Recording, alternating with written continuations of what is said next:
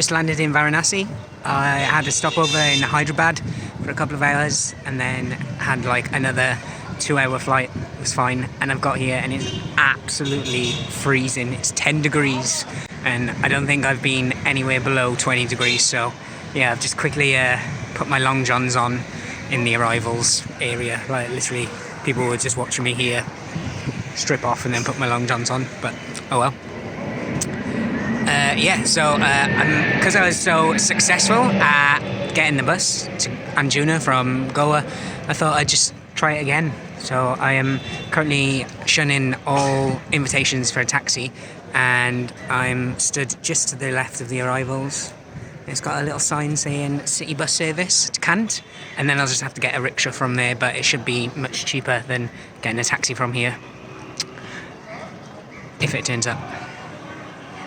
I think there's meant to be one at 1:30, but there was a few people that were stood here, but now they've all disappeared, so now I'm worried that I've missed it. But I haven't really seen a big bus, unless it's like a tiny bus, like a van. But surely it's a big bus.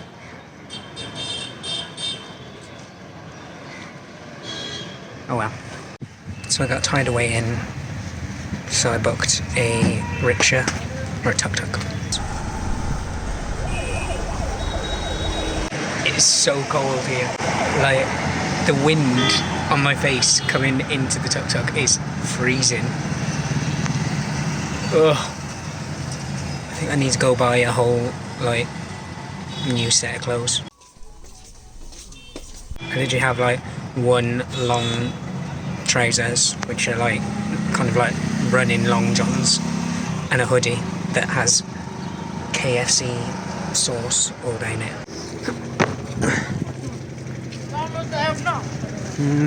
Afternoon.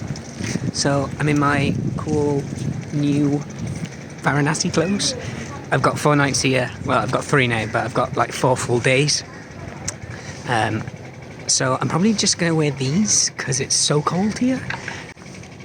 I'm probably just going to have a video of me saying it's so cold here, but it is so cold here. It is so cold here. We're freezing. It is so cold here. Varanasi is 6 degrees. My ankles are so cold. You can see my breath. Can you see my breath?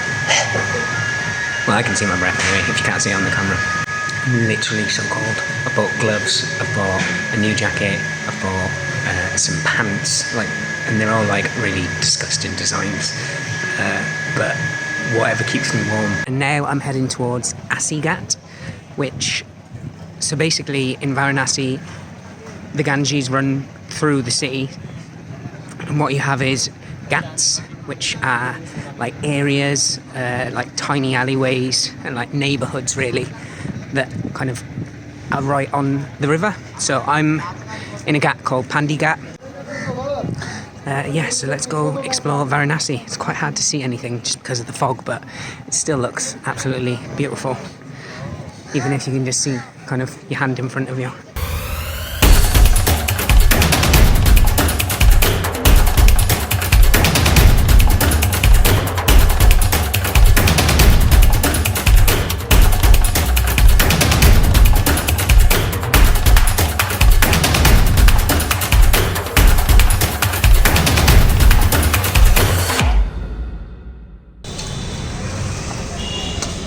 So everywhere you go, you'll find just like wooden carts and kind of like masala chai pourers. So one tiny cup of masala chai is like 5 rupees, which is like 5p. And I also bought like a little snack, which I thought was a biscuit, but it's kind of like coriander fried pastry. It's good, but I want a biscuit. So after my masala chai, I'm pretty hungry. I haven't really eaten at all. I have breakfast included in my hostel, but it wasn't very good. But it was toast, which is fine, and then omelette, scrambled egg. But it kind of just looked like one scrambled egg, so it didn't really fill me. And the toast was dry. And they gave me a peanut butter pot, but there was no peanut butter left in it, so I just had dry toast. but it did kind of fill a hole, and I can't really complain for the price that I'm paying. So yeah, I've had that, and now I have just stopped into a little cafe called New Bread of Life, and I'm gonna have some vegetable biryani just to tide me over. I say tide me over, it's like nearly 4 o'clock. This is probably like my main meal. And then I'll probably just go out for something quite small later on. So I've decided to be vegetarian whilst in India for a number of reasons. One, it's everywhere. Like, vegetarian dishes are definitely like a step up because it's kind of nearly the majority in India. So I think it's around 40% of Indians are vegetarian. So there's a lot of selection, which is good. And number two, which is probably the most important, is that I am trying not to get deli belly. I have last time I was in India, I had such a weak stomach with stuff that I'm trying my hardest. I'm only here in total for maybe 10 days. I've already used like half of that. So yeah, I'm trying not to get deli belly. So because having deli belly on a flight is just the worst. Yeah, so veggie all the way. The biryani is like spiced very well. The paneer paratha was good. It was a bit oily, but it was really nice.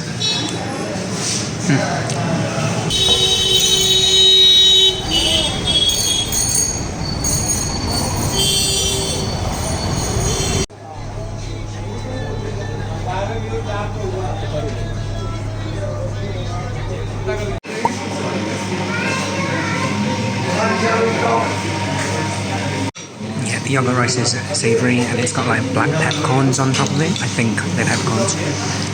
It's really tasty. And then the malai kofta is kind of a bit like a korma with kofta in it. It's like really creamy, but also kind of like garlicky as well. This is amazing. So tasty. Herby. It's good. I'll be back.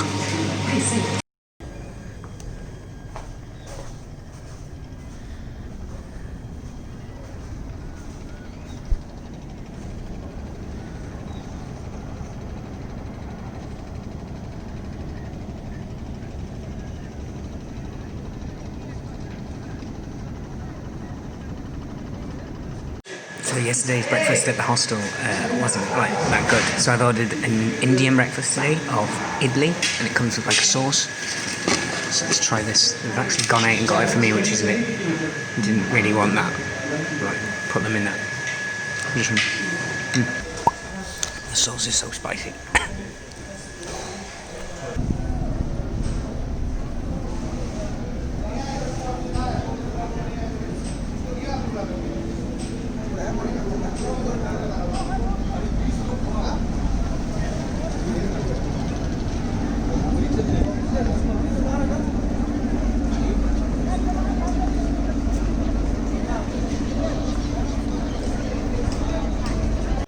So I've just walked through and been to the Manikanika Ghat, where the bodies of Hindus are burned. It is no doubt the most surreal thing that I've ever seen, and probably will ever see in my life. It's very strange. You have people, you stood less than a metre away from a burning pyre with a body inside it. You can kind of make out all the features. Their toes and their feet kind of stick out. It doesn't really smell of anything. It just kind of smells like wood, luckily.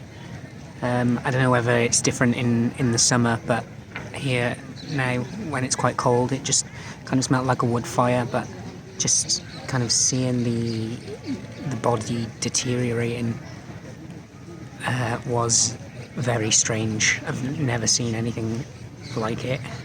I think what's most weird is that you can walk maybe 10 metres away from the Ghat and there's still bodies on the floor and people kind of saying saying their last goodbyes to their relatives before they get taken to the Ghat.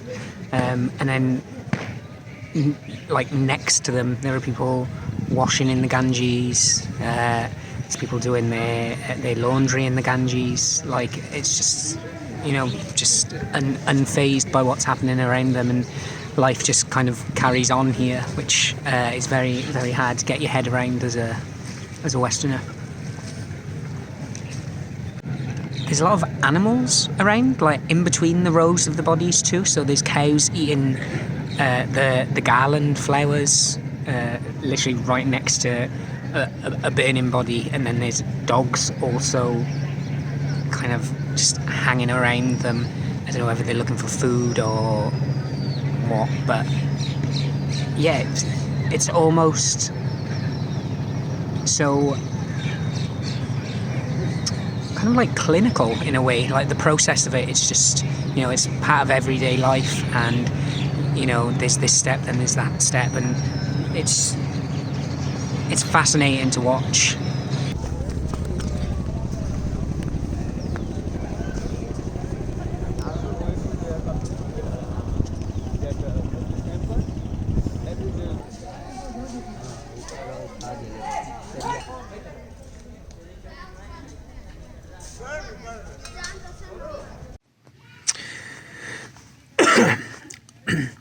I think I'm getting a cold since being here.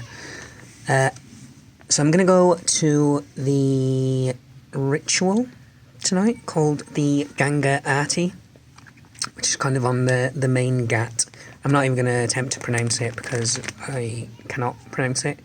It's the Ghat next to mine, Pandi Ghat, so it's not going to be that far to walk. Yeah, so it's kind of where Hindus offer prayer to the Ganges. And it's meant to be full of fire and music and dance and lights and stuff, so hopefully that'll be really fun to watch. I'm going to go get some early tea first, because it happens in maybe like an hour and a half. It happens at sunset and then lasts like 45 minutes after that, so I'm going to go get some food and then, yeah, go check that out. Look how amazing this looks. This was 150 rupees, which is like 150. Ah, I'm so hungry. Can't wait.